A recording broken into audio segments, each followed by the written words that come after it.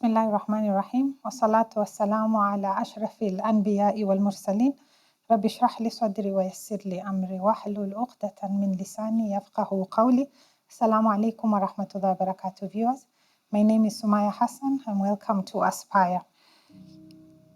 Today we want to talk about leadership in times of crisis. Alhamdulillah, we find ourselves in a situation where we have a pandemic, a global pandemic, and yet hardly anyone was prepared for this. So we have found ourselves in this situation. We are where we are. How should a leader lead in this particular situation? And when I talk about a leader, it doesn't necessarily mean you must have a title. I'm not referring to somebody who is a CEO or a manager or a chairman. I am referring to any person who is leading any group of people under them, whether it is at home. Each of us is a leader in our families, whether you're leading yourself, whether you're leading at the community level, wherever it is that you are leading, then this particular topic may be relevant for you. So, leadership in terms of crisis. What are some of the things that we should look at when we are discussing leadership in terms of crisis? Number one, don't panic. The leader is not allowed to panic. You don't have the luxury of panicking. Remember, everybody is looking up to you. So if you panic, what do you expect everybody else under you to do?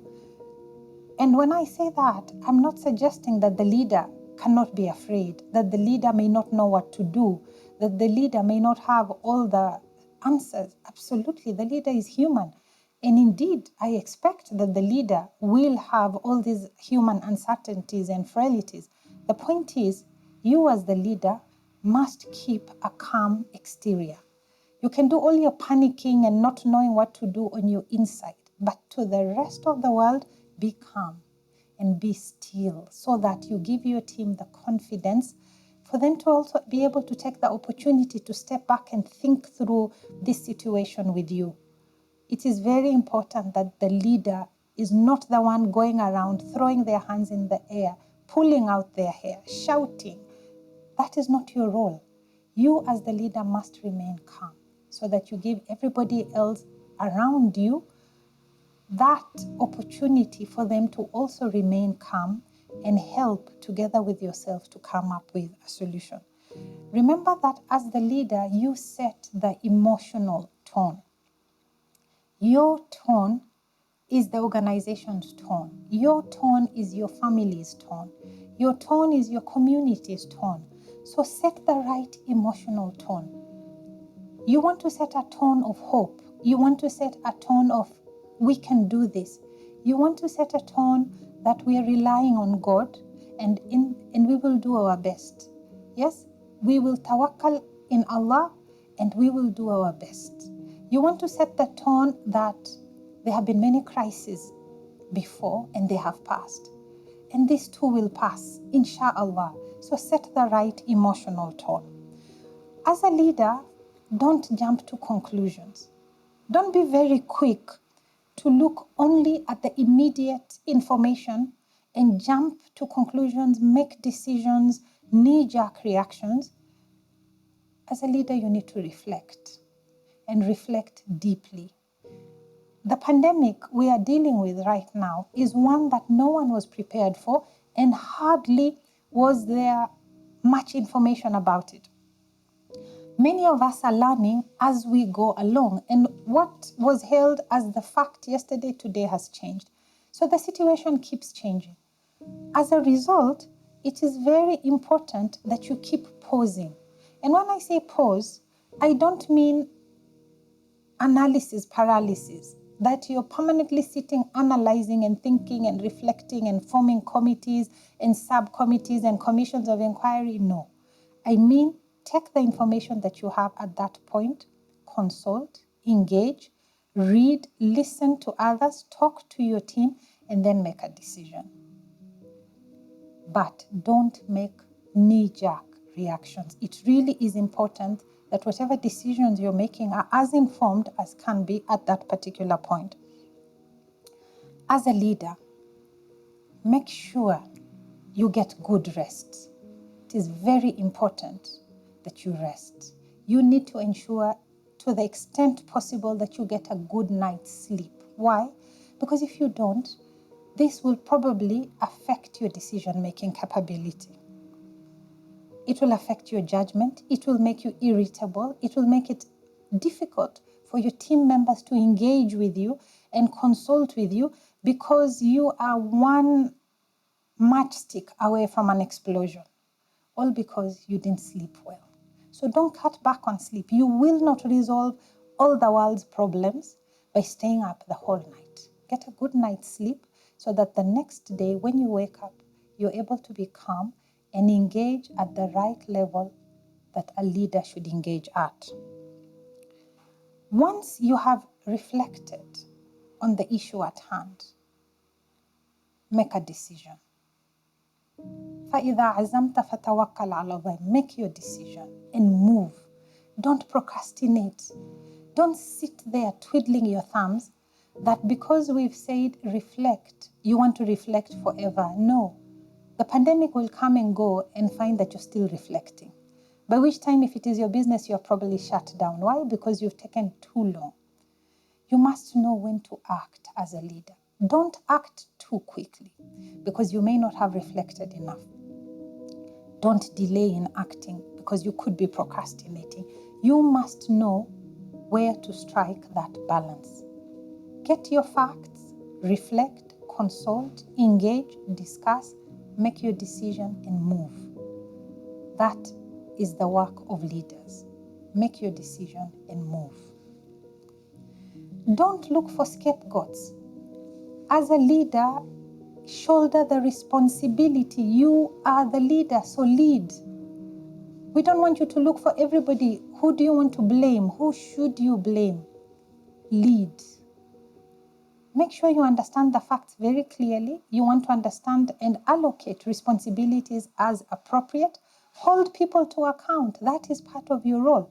But your failure to organize, your failure to plan, your failure to engage, your failure to ensure execution, don't blame anyone for that. You are the leader, so you lead. Make sure that you get your ducks nicely lined up in a row and then take responsibility. Lead.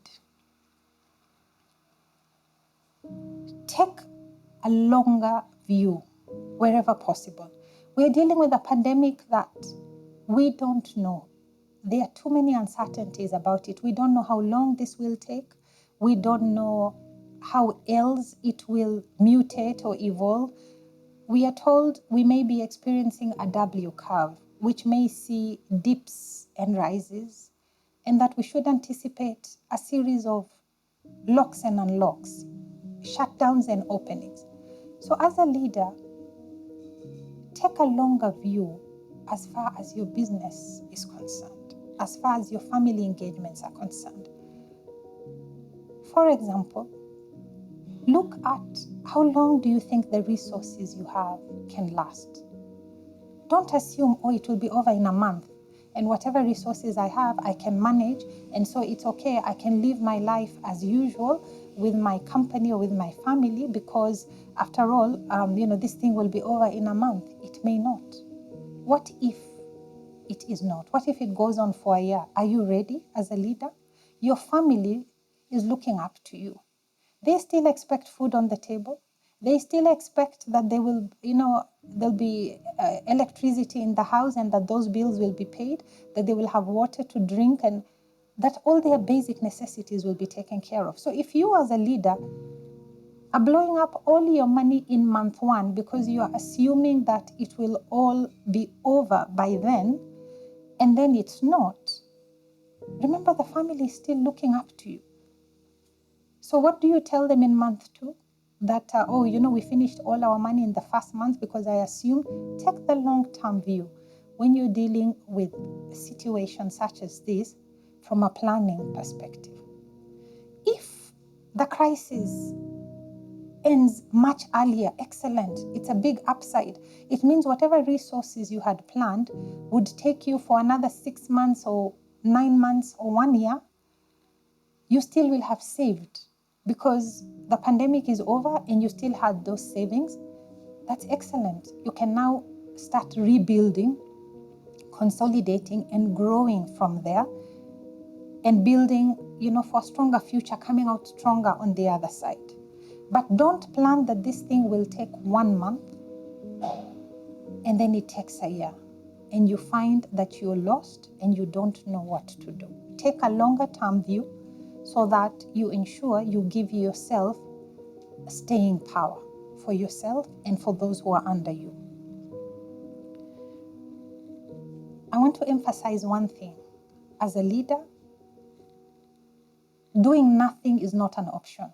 You don't have that option that you will do nothing. There are too many people looking up to you. You have to ensure that you stay action-oriented and decisive. You need to listen. You need to talk. You need to engage. And then you need to move. You will not get it right every single time on the first try. And that's okay. That's okay. The important thing is that you learn. What is it telling you? What are your actions telling you? Okay, some things will work, some things will fail. That's okay. Learn the lessons, both from your successes and your failures, and then keep iterating, keep improving, and keep moving.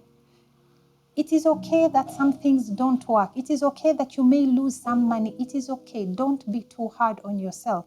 The important thing is if you have a clear plan that you understand, that you have communicated to your team, you've done your research, you've listened, you've done your analysis, you've reflected, you made your decision, it's okay that some things do not work. Don't be too hard on yourself. What you need to do is ensure you learn the lessons from that and then make the necessary changes and keep moving. If you take a certain road going somewhere and you find in the middle of the way that road is blocked, it doesn't mean that you still cannot go back and look for another road. Get another route, make a U-turn, get a shortcut, get an alternative route, go tomorrow. Whatever the case is, don't let that stop you. There will be obstacles along the way. The important thing is that you keep picking yourself up, learn the lessons that you need to learn, and move. It is very important that you talk to your teams who are on the front line.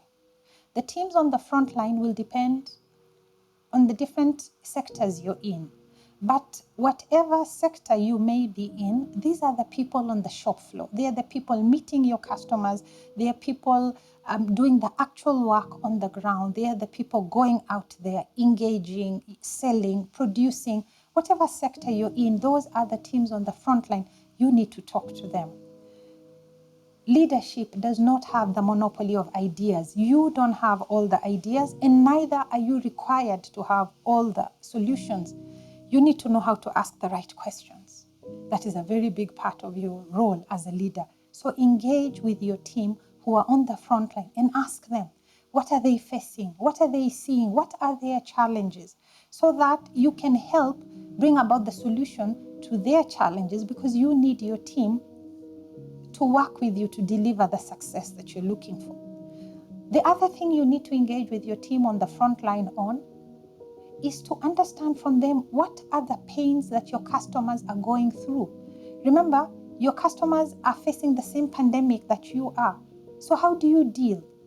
How else do you serve your customers? You have to know, what do your customers want and what do they not want? What have they said they will not do in this particular situation? Once you understand that, then you can innovate. You can change your business plan to serve the customer's needs or to avoid an issue that the customer has decided they no longer want. And in that, you're creating value both for your customer and for yourself as a company. It is critical as a leader that you engage your teams in a front line. So as we wind up, remember, in the initial parts of a crisis, particularly one that you cannot immediately see the end, think of survival. What do you need to do to survive? It is more important at that point that you survive than that you execute one brilliant strategy that will be the last thing you do. Think survival first. And once you have consolidated your base for survival, you can then execute on any other new strategies or innovations that you want to bring. Think of safety before you think of margins. How can you keep your people safe? Don't send them into areas where you're exposing their health, exposing the health of your customers, exposing the health of your service providers, of your family, just because it's a good business deal and you'll make a lot of money out of it. So think of safety before you think of margins. Think of empathy before you think of efficiency. Put yourself in their shoes. What do they feel being asked to engage in a particular task that may well expose them? Remember, these are people who also have families. They have families who want them to go back home at the end of the day. So where are you putting your people? Where are you exposing them to? Put yourself in their shoes, put yourself in your customers' shoes, so that your decisions are also informed from a point of empathy and not only business efficiency. Be very genuine about meaning what you say and what you do at this time. Don't let it just be marketing speak. It shouldn't be just about flowery vases, about spinning a story that doesn't have meaning. Be genuine. People are suffering. They are uncertain. They are very stressed. They don't know what is around the corner. So be very purposeful in your communication to ensure that you mean what you say and what you do. And finally, think of all of us before thinking of one of us. At the end of the day, we want to come out of this strong together on the other side. So as a leader, think of all of us before thinking only of one of us. Assalamu alaikum wa rahmatullahi wa barakatuh.